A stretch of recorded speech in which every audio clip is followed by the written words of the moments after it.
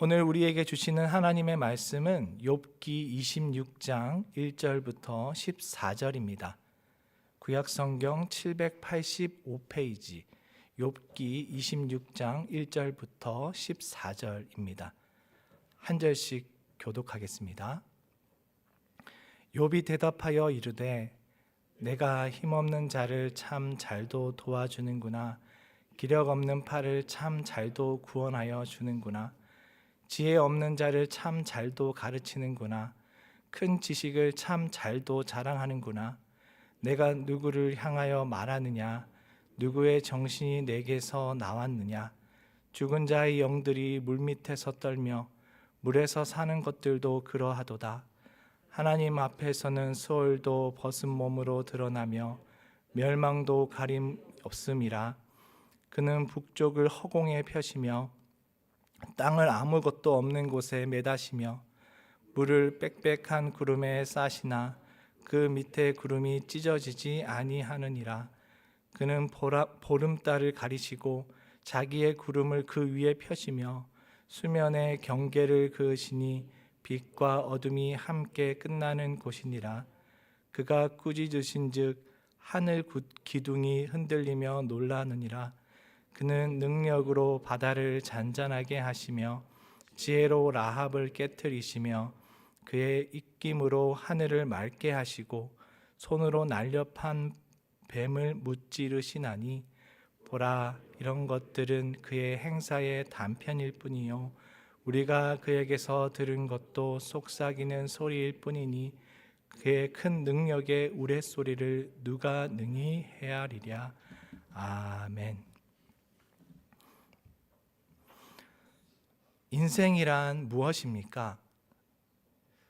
이 질문은 쉬 대답하기 어려운 것 같습니다. 왜냐하면 수학 문제처럼 정해진 공식이나 규칙에 따라서 결론을 도출해 낼 수 없는 종류의 것이기 때문입니다. 삶이란 복잡함과 예측 가능성을 품고 있습니다. 때로는 모든 것이 잘 풀릴 것만 같아 보이다가도 고난이 찾아오고 우리의 기대를 산산이 무너뜨릴 때가 있습니다. 이미 힘겨운 상황인데 더 큰 고통이 찾아와 우리를 좌절하게 만들기도 합니다. 이처럼 인생은 불확실하며 종잡을 수 없는 사건들로 가득 차 있어서 단 하나의 정의로 규정하기 어려운 것 같습니다. 욥은 재산과 자녀, 건강을 모두 잃은 자로서 인생에 대해 논했습니다. 하나님 앞에 거룩하게 열심히 살아왔는데 자신에게 어찌 이런 고통이 찾아왔는지, 하나님은 도대체 무엇을 하고 계신 것인지 욥은 자신에게 주어진 상황이 이해가 되지 않았습니다. 하나님께서 무엇 대답이라도 해주었으면 나으련만 기도를 듣고 계신 것인지 아무런 응답도 없으셨습니다. 벗어날 수 없는 고통으로 하루하루 보내던 욥은 결국 응어리진 마음을 터뜨리기 시작했습니다. 자기 생명을 지키는 울타리 맞아 사라지기를 바랬고 삶이 무의미하다 말했습니다. 욥은 의롭게 살았던 자신이 왜 이런 나락에 떨어졌는지 하나님께 따지고 물었습니다. 욥을 위로하려고 그의 친구 엘리바스와 빌닷, 소발이 찾아왔습니다. 그러나 그의 비참한 처지를 본 친구들은 차마 입을 열지 못했습니다. 하루아침에 모든 것을 잃은 자가 가진 무게가 결코 가볍지 않았기 때문입니다. 아무 말 없이 곁에 있어주는 친구들로 욥은 조금이나마 위로를 받았을 것 같습니다. 그렇게 거기서 그들의 만남이 끝났다면 좋았을 것입니다. 하지만 욥과 그 세 친구의 사이에서 언쟁이 시작되었습니다. 위로를 하러 왔는데 거침없이 쏟아내는 욥의 원망에 친구들은 도저히 가만히 있을 수 없었던 것입니다. 욥은 자신이 의롭게 살아왔음에도 하나님이 고난을 주셨다며 항변했습니다. 무언가 잘못된 것 같다며 하나님이 잘못하고 계신 것 아니냐며 따졌습니다. 친구들은 그런 욥에게 회개하라고, 굴복하라고 외쳤습니다. 이내 친구로서는 쉽게 꺼낼 수 없는 말을 내뱉기 시작했습니다. 의인은 복을 받고 악인은 심판을 받는다는 인과응보의 논리였습니다. 그들은 욥을 정죄했고 그가 죄인임을 확신했습니다. 논쟁은 시간이 갈수록 격해졌고 감정은 치달아 갔으나 타협점은 보이지 않았습니다. 이제는 말조차 꺼내지 않는 친구도 나타났습니다. 오가던 대화의 마지막으로 세 친구 중 빌닷이 끝내 굽히지 않는 욥을 꺾어버리려 격한 표현을 꺼내 들었습니다. 어디서 위엄 있으시고 높으시고 전지전능하신 하나님 앞에서 감히 따지고 드느냐? 사람은 하나님 앞에서 아무것도 아니다. 어찌 자신을 의롭다, 깨끗하다 할 수 있느냐? 사람은 구더기와 벌레 같은 존재일 뿐이다. 빌닷은 하나님 앞에 사람은 초라하고 보잘것없기에 그저 경외와 복종하는 것만이 마땅하다고 주장했습니다. 한마디로 욥아, 너 입 닫아라. 하나님 앞에 원망, 불평하지 말아라 말입니다. 욥에게는 원망할 자격조차 없다라는 뜻입니다. 이에 욥은 조소 섞인 비웃음으로 답했습니다. 1절부터 4절입니다. 욥이 대답하여 이르되 내가 힘없는 자를 참 잘도 도와주는구나. 기력 없는 팔을 참 잘도 구원하여 주는구나. 지혜 없는 자를 참 잘도 가르치는구나. 큰 지식을 참 잘도 자랑하는구나. 내가 누구를 향하여 말하느냐? 누구의 정신이 내게서 나왔느냐? 이를 원어로 보면 반어적 질문으로 구성되어 있습니다. 내가 힘없는 자를 잘 도와주는구나. 기력 없는 팔을 구원하여 주고 있구나. 지혜 없는 자를 참으로 잘 가르치고 있구나. 그런데 대체 누구한테 말하고 있는 거니? 무슨 근거로 그렇게 말하는 거냐? 여기서 힘없는 자, 기력 없는 팔은 고난으로 무기력해진 욥을 가리키며, 지혜 없는 자란 표현은 욥이 지혜 없다라는 것이 아니라 빌닷의 무지를 비웃는 반어법입니다. 또한 누구의 정신이 내게서 나왔느냐에서 정신은 영감이라는 뜻입니다. 누구로부터 영감을 받아 그런 말을 하느냐란 질문입니다. 욥은 빌닷이 자신은 하나님께로부터 지혜를 받아 말하고 있다라고 생각하지만 그가 볼 때는 그것은 주관적인 생각에 지나지 않다고 말하는 겁니다. 욥은 빌닷의 말에 전혀 동의하지 못합니다. 빌닷 본인은 큰 지혜라고 말하고 힘없고 고통과 좌절 속에 있는 자를 도와주고자 또 구원하고자 한다고 생각하는데 그렇지 않다라는 겁니다. 전혀 위로가 되지 않고 와닿지도 않으며 무익하다는 겁니다. 하나님의 전지전능? 그게 나와 무슨 상관인가? 지금 내 상황을 봐라. 네가 뭘 안다고 그렇게 떠드는 거냐? 욥은 빌닷이 인생에 대해 하나도 모르고 있다라고 말합니다. 현실을 보라는 겁니다. 악인은 형통하고 의인은 고난받고 있습니다. 그에게 하나님을 인생 속에서 두고 이야기해보자는 겁니다. 욥은 자신이 빌닷보다 훨씬 더 하나님에 대해 풍성히 안다는 것을 보여주려는 듯 하나님의 다스림에 대해 더 세세히 서술합니다. 5절부터 6절입니다. 죽은 자의 영들이 물밑에서 떨며 물에서 사는 것들도 그러하도다. 하나님 앞에서는 스올도 벗은 몸으로 드러나며 멸망도 가림이 없음이라. 빌닷은 하나님의 통치에 대해 하늘에 관한 것만 묘사했지만 욥은 그 통치를 땅까지 확대시킵니다. 땅 밑에 있는 죽은 자들도 하나님의 권능과 위엄을 두려워 떤다고 합니다. 당시 사람들은 땅 아래에 바다가 있고 그 바다 아래 지하 세계, 스올이 있다고 생각했습니다. 그들은 사람이 죽으면 영원히 그곳에 내려간다고 믿었습니다.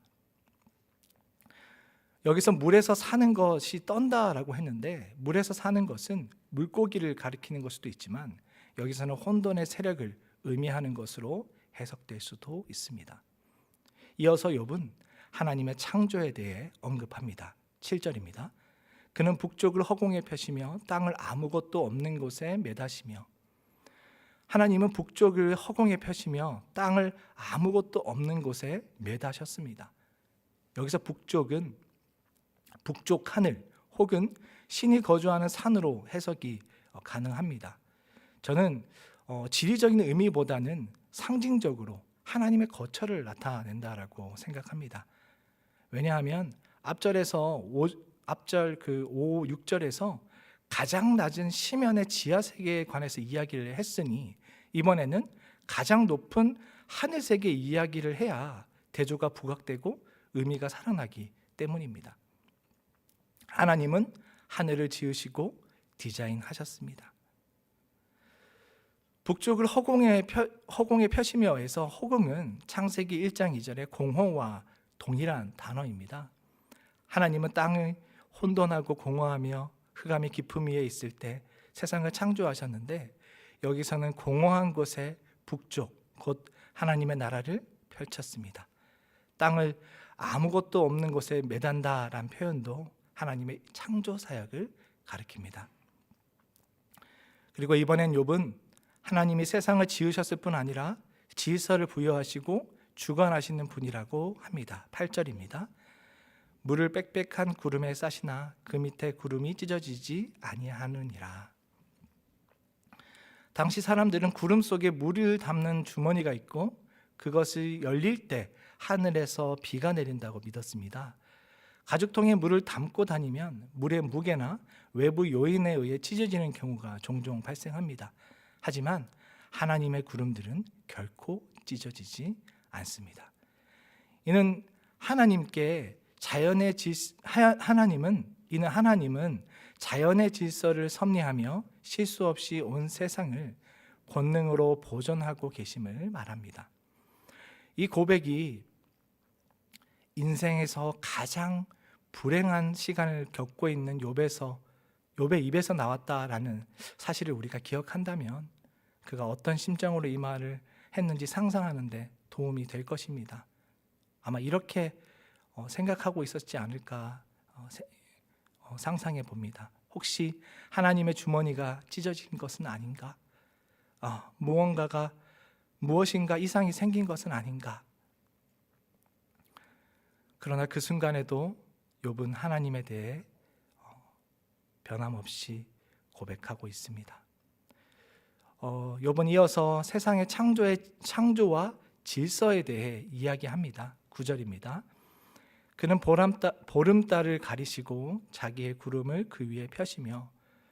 여기서 보름달은 원어로 보면 왕좌, 보좌입니다. 하나님의 설계도에 따르면 구름은 보름달의 밝은 빛을 감추기도 합니다. 이것을 원어의 뜻과 신학적으로 보면 인간이 하나님의 행사를 일부만 인식할 수 있게 하셨음을 나타내는 것으로도 볼 수 있습니다. 블랙모어는 이렇게 말했습니다. 너무도 찬란하여 인간으로서는 감당할 수 없는 그의 보좌의 영광이 우리의 시야를 압박하지 않도록 그 현란한 힘을 제어하기 위해 그는 흑암의 베일을 쳐놓으셨고 그 사이에 구름을 펼치셨도다. 하나님이 세상의 질서를 유지하심은 수면과 빛과 어둠의 경계에도 나타납니다. 10절입니다. 수면의 경계를 그으시니 빛과 어둠이 함께 끝나는 곳이니라. 수면의 경계를 그으셨다라는 것은 물의 한계를 정하셨다라는 의미입니다.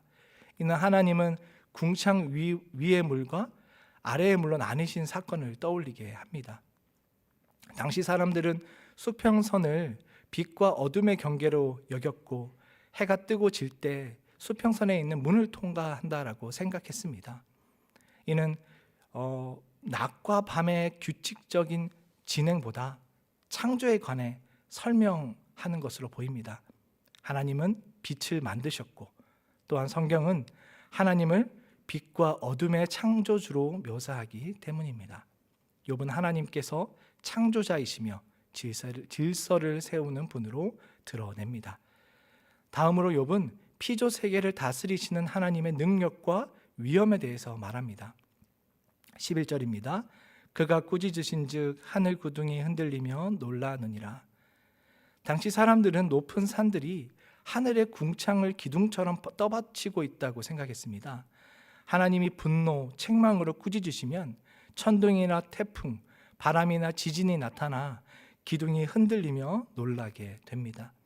사람이 보기에 경이롭고 장엄해 보이는 높은 산조차도 하나님 앞에 두려워 떨 수밖에 없다는 것입니다. 12절입니다. 그는 능력으로 바다를 잔잔하게 하시며 지혜로 라합을 깨뜨리시며.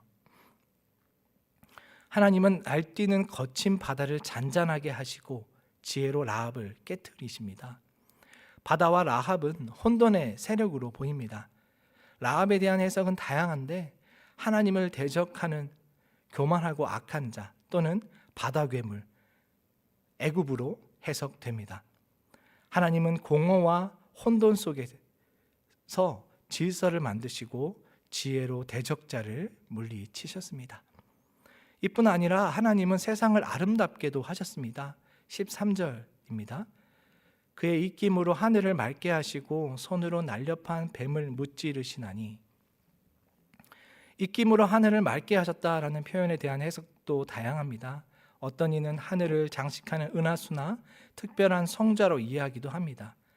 그리고 입김을 원어로 보면 영, 바람, 숨결이란 뜻이고 맑게 하시고는 아름다움, 청명함입니다.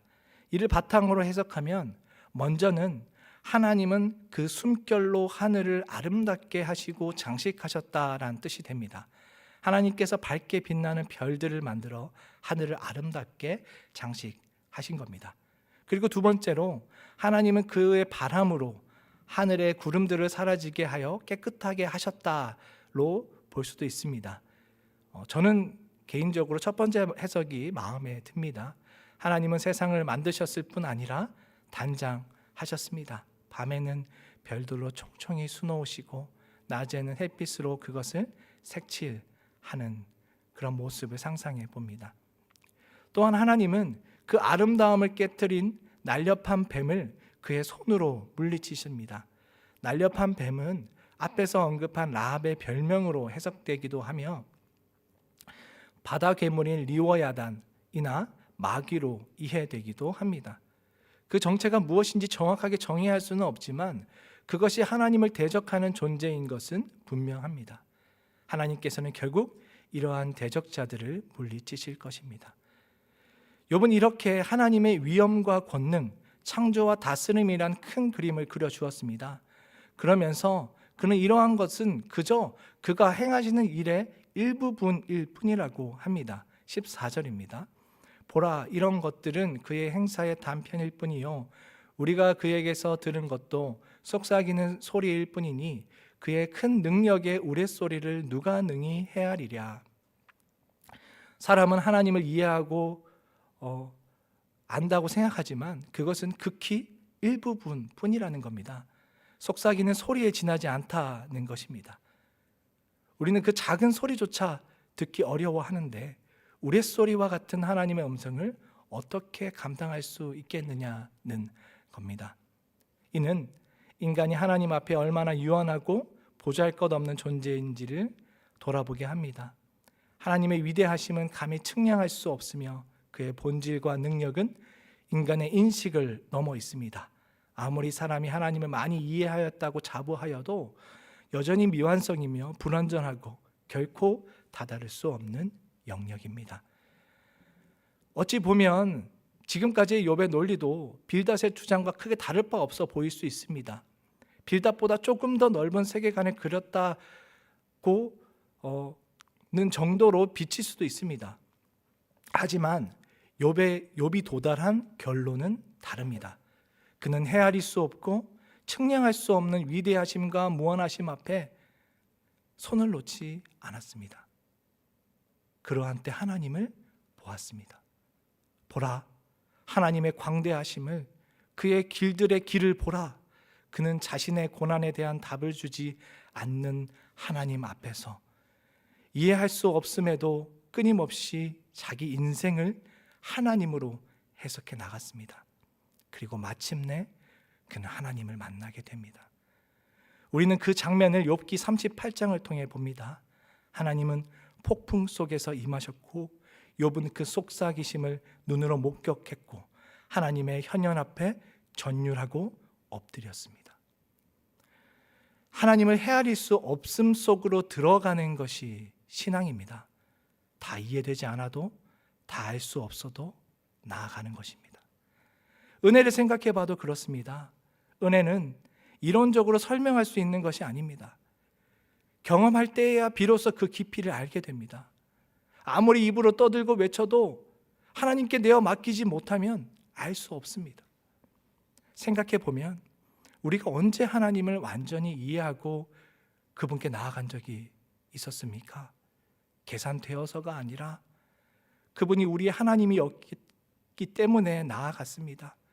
믿었기에 따랐습니다. 하나님을 아는 것은 머리로 이해하는 것이 아니라 인생을 통해 하나님을 만나는 것입니다. 많은 사람들은 하나님을 머리로만 이해하려 하고 그분 앞에 자신을 온전히 내어놓기를 주저합니다. 익숙함과 현실적인 안주, 확실히 손에 잡히는 것을 바라기 때문입니다. 여기서 우리는 질문해야 합니다.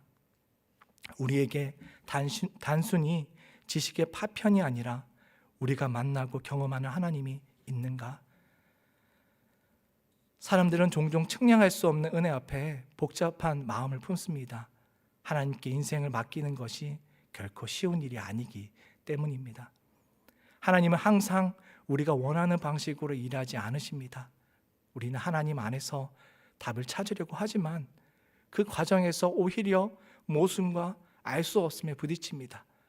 이로 인해 하나님을 신뢰하는 일도 어렵게 느껴지기도 합니다. 하나님께서 우리의 모든 문제를 즉각 해결해 주시거나 명확한 답을 주시지 않을 때가 너무도 많습니다. 고난이 찾아올 때 우리는 이런 질문에 사로잡히곤 합니다. 하나님만으로 충분하지 않는 것 같아. 하나님은 왜 모든 문제를 즉시 해결해 주시지 않는 것일까? 내가 아는 하나님이 정말 하나님이 맞는 것인가? 이런 질문들은 우리에게 하나님으로 나아가게 만드는 여정의 발판이 됩니다. 그의 인도하심은 때로 우리의 기대와 다르지만 우리는 그를 통해 하나님을 알게 됩니다.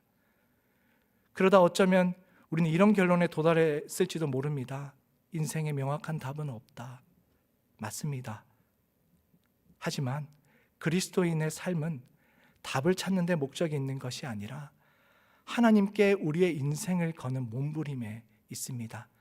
모순되고 이해할 수 없는 일들 속에서 하나님의 섭리를 신뢰하고 불안과 초조함 속에서 하나님께 모든 문제를 의탁하고 인내하는 것, 불안과 초조함 속에서 하나님 안에서 문제를 끌어안고 버티는 것, 그것이 그리스도인이 걷는 길입니다. 알 수 없는 그때, 헤아릴 수 없는 일을 보는 그때 우리는 하나님 안에서 머물며 그 탄식을 해나갔으면 좋겠습니다. 기도하겠습니다. 하나님 아버지, 고난 중에서도 하나님께 창문을 열고 보이지 않는 것을 보는 눈으로 우리의 자신과 삶을 바라보게 도와주옵소서. 가장 불행한 시간에도 변함없이 하나님께 인생을 걸 수 있기를 원합니다. 계획대로 되지 않아도, 목표한 바가 이루어지지 않아도, 주머니에 든 것이 별로 없어도 한결같이 주를 바라보며 인생의 여정을 마칠 수 있도록 힘과 능력을 허락하여 주옵소서. 예수님의 이름으로 기도드립니다. 아멘.